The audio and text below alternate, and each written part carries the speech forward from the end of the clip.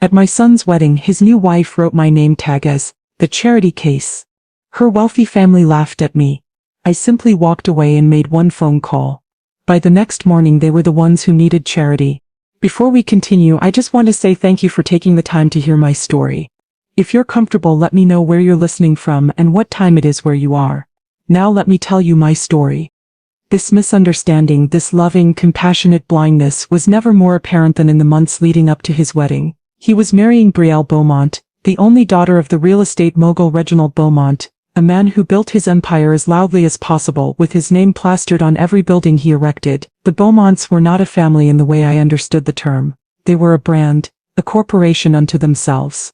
Their life was a performance of extravagant wealth, a constant broadcast of their own importance, played out in the society pages and on glossy magazine covers. When André would visit me, stepping out of the new luxury sedan Brielle had leased for him and into my world of worn armchairs and quiet afternoons, he seemed to be crossing a border into a developing country. He would talk about the Beaumonts' world with a kind of breathless, star-struck awe, describing things that were alien to the life he had known. "You should see their place, Mom. It's like a museum. Reginald just bought a yacht, an actual yacht, just for weekend trips. Brielle's wedding dress is being custom-made by a designer in Paris I've never even heard of." I would smile and nod, telling him how wonderful it all sounded, because my son was happy and his happiness was for a time the only currency that mattered to me. But I saw the subtle shift in him, the slight, almost imperceptible embarrassment he tried to hide when he looked at my 20-year-old sofa, or the faded family photographs on my mantle. He was beginning to see me and the life he came from through their eyes. I knew from the moment I met them that the Beaumonts had already assessed, categorized, and dismissed me. My first and only dinner at their palatial estate was an exercise in quiet humiliation. A masterclass in condescension disguised as politeness. Their home was not a home. It was a cold monument to money. A cavernous space filled with abstract art that shouted its price tag and furniture that looked too expensive and uncomfortable to actually sit on. Reginald held court at the head of a comically long dining table, his voice booming as he bragged about his latest acquisition, a massive plot of downtown real estate he had secured for a pittance. It was for his magnum opus, a project he was calling Beaumont Towers. He spoke of displacing the current low-income residents and small businesses on the property, as if he were clearing away weeds from a prize-winning rose garden, a necessary if slightly messy task on the path to greatness. Brielle and her mother, a woman who seemed to be sculpted by surgeons and draped in silk, asked me polite, pointed questions about my little life. Their inquiries were surgical instruments, designed to probe and expose the full extent of my insignificance in their world of grand gestures and massive wealth. They wanted to know about my pension, about my hobbies, about the little charities I used to work for. Their smiles were tight, their eyes sharp, missing nothing. I answered them with the quiet grace that had been my armor for decades, betraying none of the cold fury that was beginning to build like a glacier in my chest. I was a guest in their house, and more importantly, I was the mother of the man their daughter was to marry. For my son's sake, I would be gracious. But I left that night with a clear, unshakable understanding of my place in their world. I was a curiosity, a relic from their son-in-law's humble past, that had to be politely tolerated before being put back on the shelf. I was the before picture and they were the glorious, glittering after. They had no idea that the anonymous urban development grant from a foundation they'd never heard of, the very grant that was the financial bedrock of the Beaumont Towers project, had been personally approved by the quaint little charity case sitting at their table, silently judging the soulless extravagance of their lives. The morning of the wedding, my phone buzzed with a secure video call. On the screen, framed by the sleek, minimalist lines of her office in Geneva, was Kendra Clark, the razor-sharp executive director of the Amani Trust. Behind her, a wall of monitors displayed a silent, flickering river of global market data. "Amani," she said, her voice crisp and clear, cutting through the morning stillness of my bungalow. "The biotech venture went public half an hour ago. Our initial seed investment has yielded a 40-fold return. I've already allocated the profits. Congratulations, you just funded a new pediatric research wing in 3 countries, and secured the endowment for the conservatory in perpetuity." I smiled, a genuine private smile that my son had not seen in months. "That's wonderful news, Kendra. Thank you for handling it." Kendra's sharp eyes took in my appearance. I was dressed simply, a navy blue lace dress I had bought at a local department store, my hair pinned up in a classic chignon. "Are you sure you don't want me to send the jet?" she asked, a familiar refrain in our conversations. "We can have you at the venue in an hour. It can be discreet. No one needs to know. I chuckled softly. The Amani Trust, my life's work, was a behemoth. It was a private philanthropic foundation I had founded 30 years ago with the staggering inheritance my own brilliant, unassuming parents had left me. They had been early pioneers in software development, quiet geniuses who valued knowledge over possessions. I had taken their legacy and built it into a silent empire, an engine for global change dedicated to funding transformative projects in science, education, and social justice. Kendra, with her fierce intelligence and unwavering loyalty, was its public face. I was its invisible, beating heart. "The bus is just fine, Kendra," I said, looking out my window at the familiar sight of my rose bushes. "It's important to remember where you come from. It keeps the world in perspective." She smiled, a rare warm expression that she reserved only for me. She understood perfectly. "Very well, just remember, the world you built is only ever a phone call away. Enjoy the day, Amani. Or at least endure it." The wedding venue was even more breathtakingly lavish than I had imagined. It was a historic hotel ballroom, a relic of Gilded Age opulence, that the Beaumonts had transformed into an indoor forest of white orchids and shimmering diamond-like crystals hanging from the ceiling. The air was thick with the scent of money, a cloying mixture of expensive perfume and entitlement. I saw Reginald Beaumont, his chest puffed out like a proud peacock, glad handing the mayor. I saw his wife, draped in jewels, laughing with people whose faces I recognized from the covers of business magazines. I felt a profound sense of otherness, not of intimidation, for how could I be intimidated by people whose largest ambitions were smaller than my smallest projects? It was a feeling of deep philosophical disconnect. These people measured their worth in things I could buy and sell 100 times over without noticing the transaction.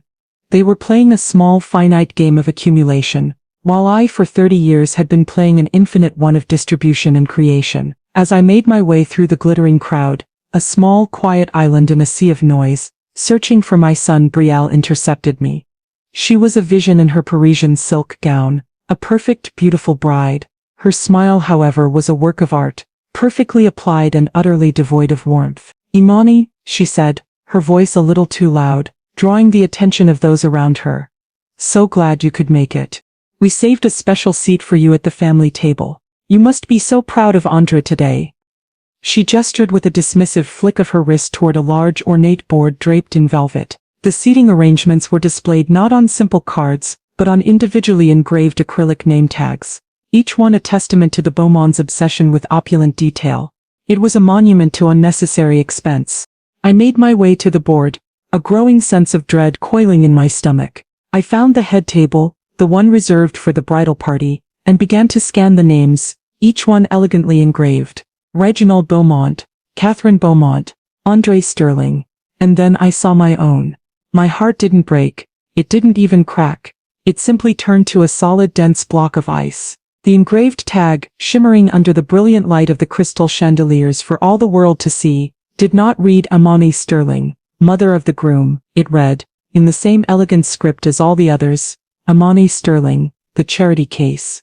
I stared at the words, the letters seeming to burn into my vision. It was a declaration, a public branding. I looked up from the tag and met Brielle's eyes across the room. She was watching me, a smug, triumphant smirk playing on her perfect lips.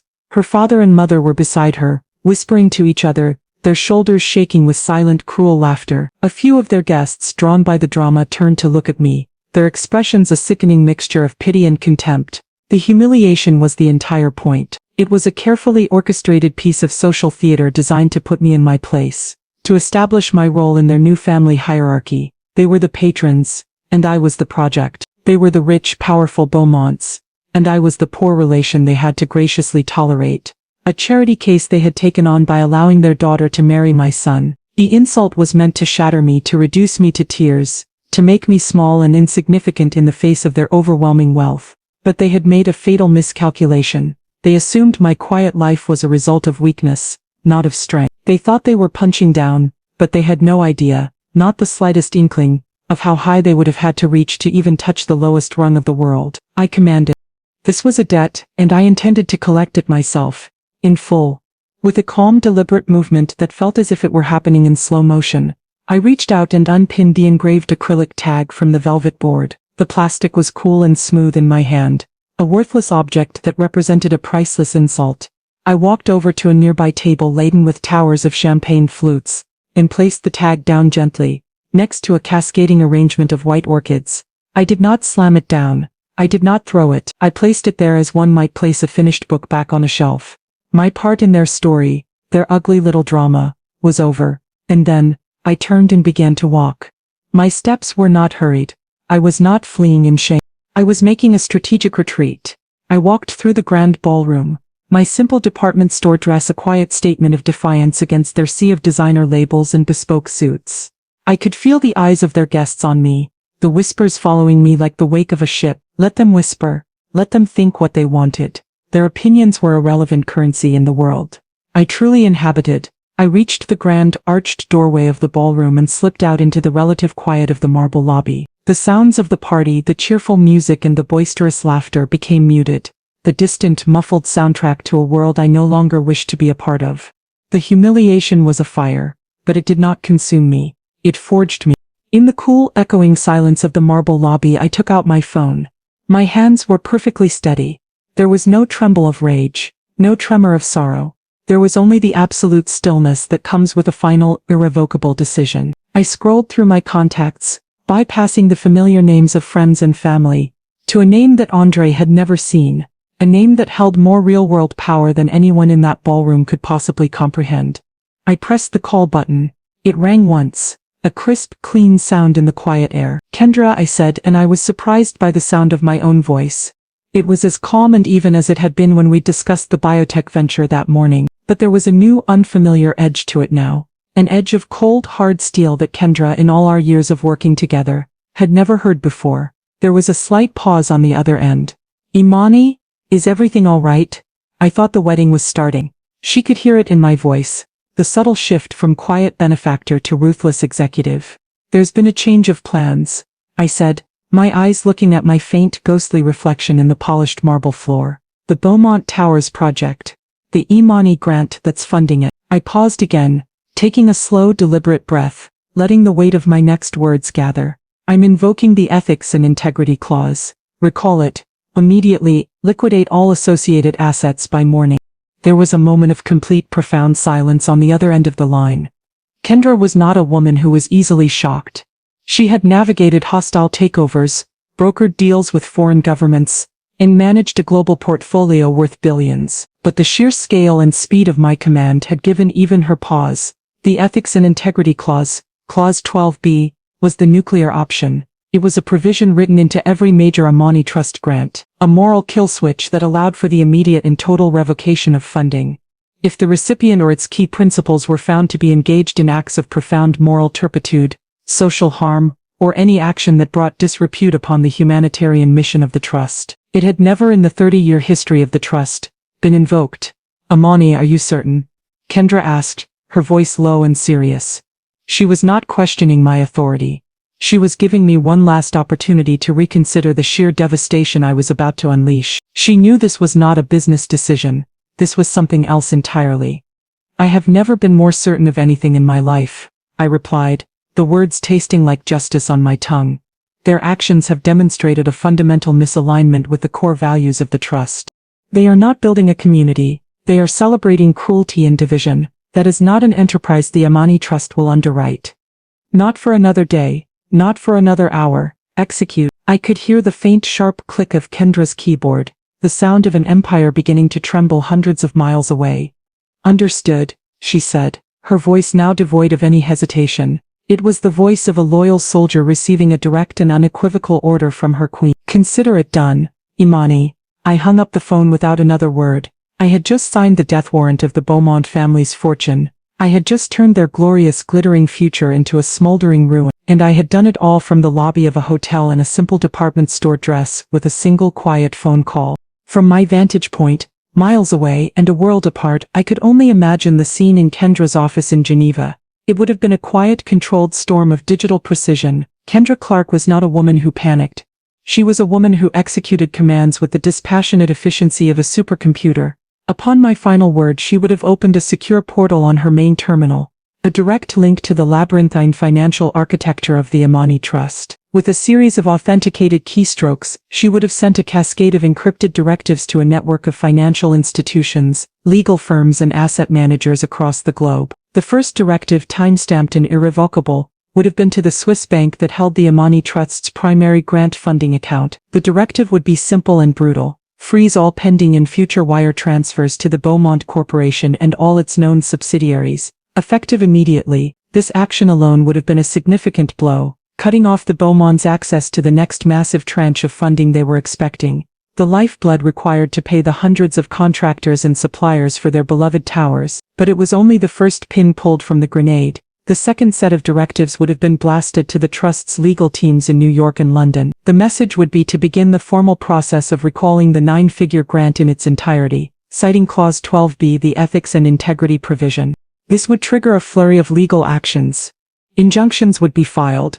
Liens would be placed on all Beaumont corporate assets, from their office buildings to their fleet of company cars. All associated lenders and investment partners would be formally notified that the project's primary foundational funding had been irrevocably pulled. The foundation of their empire, which they believed was built on the solid rock of their own business acumen, was about to be revealed as a house of cards built on the sands of my anonymous generosity, and a hurricane was coming. The final, and most devastating directive would have been to the Trust's powerful investment managers, the secretive firms that handled our equity holdings. The command would be simple: liquidate all associated assets by morning. The Imani Trust hadn't just given the Beaumonts a grant, we had also, through a series of anonymous holding companies, taken a significant equity stake in the Beaumont Towers project itself, a move designed to give us a share in its predicted success. Kendra's command would trigger a massive, coordinated sell-off of those assets. The sudden, inexplicable flood of Beaumont-related stock and bonds onto the market, dumped by an unseen and powerful entity, would send a catastrophic signal to the entire financial world. It would be a vote of no confidence of the highest possible order. Algorithms would flag it. Traders would panic. The value of their company would crater. It was the financial equivalent of pulling every single support beam out of a skyscraper at the exact same moment. The collapse would be total, and it would be breathtakingly fast. Kendra would have orchestrated all of this with the calm, detached precision of a surgeon removing a tumor, her face illuminated by the cool glow of her monitors. She was the public face of my quiet will, the powerful and visible instrument of my unseen power, and as she set the demolition in motion, she would have felt a surge of fierce, righteous loyalty. She knew, better than anyone, the quiet grace and profound goodness of the woman who had just been so publicly, so cruelly disrespected, and she would take immense professional satisfaction in balancing the scales. Back at the wedding, the celebration continued, a glittering pageant of blissful ignorance. The champagne flowed, the orchestra played a soaring melody, and the happy couple took to the dance floor for their first dance as husband and wife.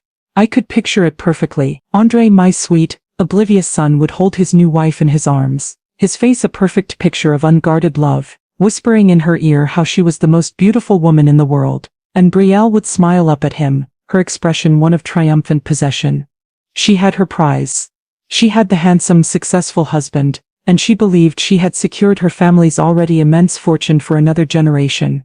She was the queen of her own small, glittering world, completely unaware that her kingdom was already on fire. I imagined Andre, perhaps after the dance, finally noticing my prolonged absence. A small worried frown would crease his brow.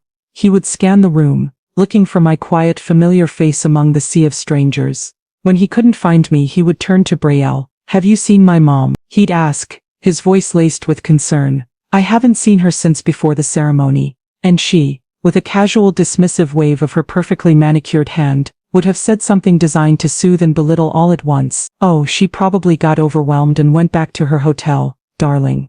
You know how she is. All of this is probably a lot for her to take in. Don't worry about it. This is our night. Let's have some cake." She would have felt no guilt, no remorse, no flicker of concern. Why would she? In her world, the insignificant feelings of insignificant people were not worth a moment's consideration. The centerpiece of the evening, I knew from the program I had glanced at, would be Reginald Beaumont's speech. He would take the microphone, his face flushed with champagne and self-congratulation, and deliver a grand, rambling toast to the happy couple. He would talk about family, about legacy, about the merging of two great dynasties, his own, a towering monument of steel and glass, and the one he imagined his new son-in-law would build under his wise and wealthy tutelage. And then he would get to his crescendo. He would raise his glass high, beaming at the adoring crowd. He would toast the future. He would talk about Beaumont Towers, The project that would cement his place in the city's history. A building that would scrape the clouds and serve as a testament to his vision and his brilliance. He would call it unstoppable. A monument to the Beaumont name. The first tremor would have been almost unnoticeable. A subtle vibration from the phone in Reginald Beaumont's pocket as he was accepting congratulations after his grand speech. He would have ignored it too, caught up in his own glory. Another would follow, then a third, more insistent buzz. Annoyed, thinking it was a minor business matter that could wait, he would finally pull out his phone. He would expect a congratulatory message from a colleague. Instead, he would see a string of frantic, increasingly panicked text messages from his chief financial officer. Urgent, call me now. Markets in freefall. Our stock is tanking. Code red. Amani Trust. Immediate response required. That last one would have stopped his heart cold. Amani Trust. The anonymous, almost mythical entity that had appeared like an angel investor and made his grandest dream a reality. They were silent partners. A faceless source of unending capital. They never interfered. For them to be associated with a code red was unthinkable. He would excuse himself, his jovial, ready mask slipping, a cold knot of dread forming in his stomach. He would find a quiet anteroom, the sounds of the party suddenly distant and mocking, his hands shaking slightly as he dialed his CFO. The voice on the other end would not be calm, it would be the high-pitched, strained voice of a man watching a tidal wave approach from the window of a beach house. Reginald, what the hell is going on? What did you do? The Amani Trust, they pulled everything. They invoked some ethics clause I've never even heard of. It's a total recall. The grant is gone, the credit lines are being frozen as we speak, and they're dumping their entire equity position on the open market. The stock has already dropped 60% in after-hours trading. It's a bloodbath. The banks are calling. The investors are panicking. It's a total collapse. By the time the market opens in the morning, we'll be insolvent. Reginald would struggle to comprehend the words. It would sound like a foreign language, a report from a nightmare. It was impossible. It was a mistake. He would bluster and shout into the phone, demanding answers his CFO didn't have. Who are they? Who is the Amani Trust? Get them on the phone. I'll fix this. And the CFO, his voice cracking with the strain of his own impending unemployment, would deliver the final devastating blow. We can't. They're anonymous. Our lawyers have already reviewed the grant agreement. The recall clause is ironclad and non-negotiable. There's no one to call. It's over, Reginald. The whole thing is over.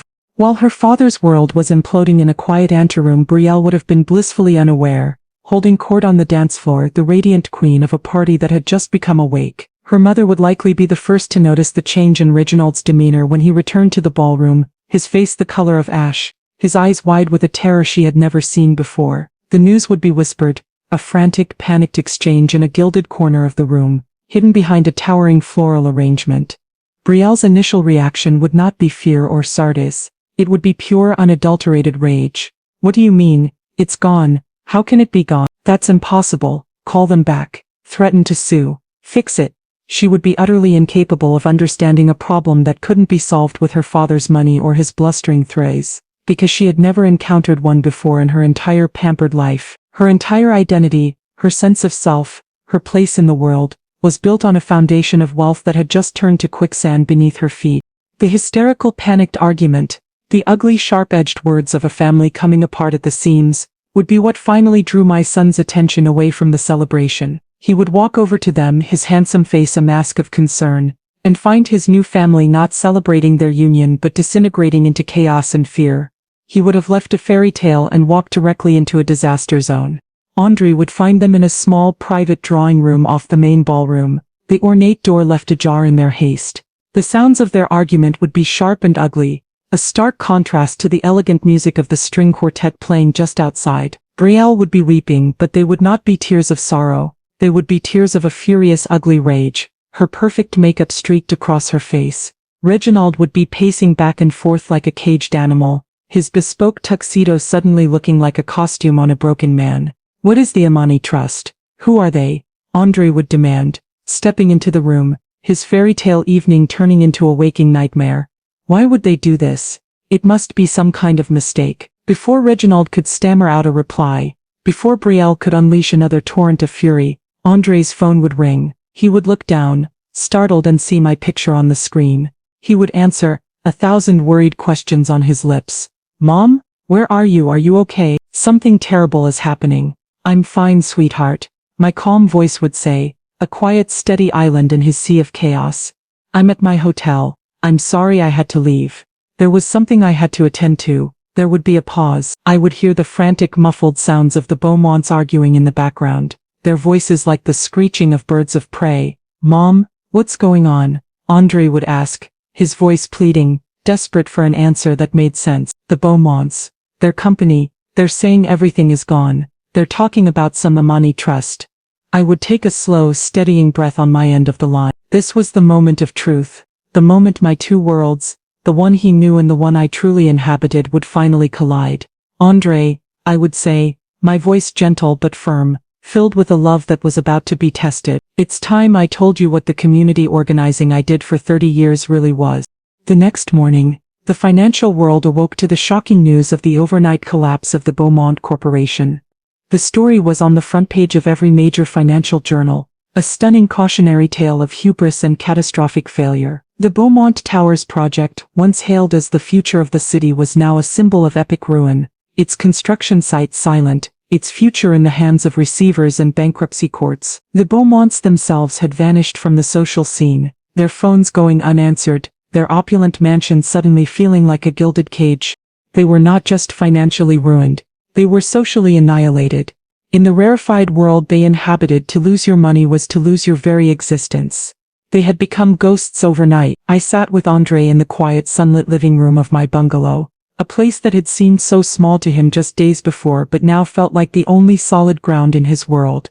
I had told him everything. I told him about his grandparents, whose quiet brilliance in technology had left me with a fortune so vast I had decided the only responsible thing to do was to give it away. I told him about the creation of the NAMETAG Trust, my secret 30-year project to use that fortune as a silent, invisible force for good in the world. I showed him the projects we had funded, the hospitals built, the scholarships granted, the scientific breakthroughs we had made possible. I showed him the world I had built while he thought I was simply tending my garden. He looked at me with new eyes, the gentle pity that had always been there completely gone, replaced by a look of stunned, overwhelming awe. He was not just looking at his mother, he was looking at a global power he never knew existed.